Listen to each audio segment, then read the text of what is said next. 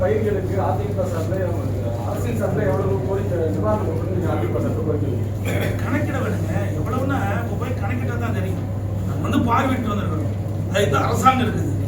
அரசாங்கம் நீங்க புயல் வெள்ளம் இது மாதிரி சேதம் அடைஞ்சிருந்தா நம்ம ஆனால் விவசாயிகள் உற்பத்தி செய்யப்பட்ட நெல்லை இந்த அரசாங்கத்தினுடைய தவறின் காரணமாக அந்த நெல்மணிகள்லாம் முளைச்சிருக்கு. குறிப்பிட்ட காலத்தில் இந்த விவசாயிடத்திலிருந்து இந்த நெல் மூட்டைகள்லாம் கொள்முதல் செஞ்சுதான் இந்த பிரச்சனை வந்திருக்காது. இது அரசுடைய தவறு.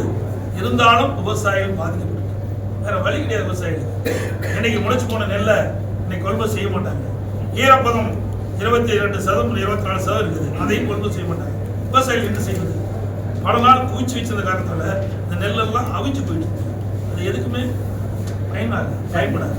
இப்படிப்பட்ட நிலையத்துல கடுமையாக பாதிக்கப்பட்டிருக்கிற விவசாயிகள் கட்டியிருந்து அவருக்கு உண்டான நிவாரணத்தை இந்த அரசு வழங்க வேண்டும்.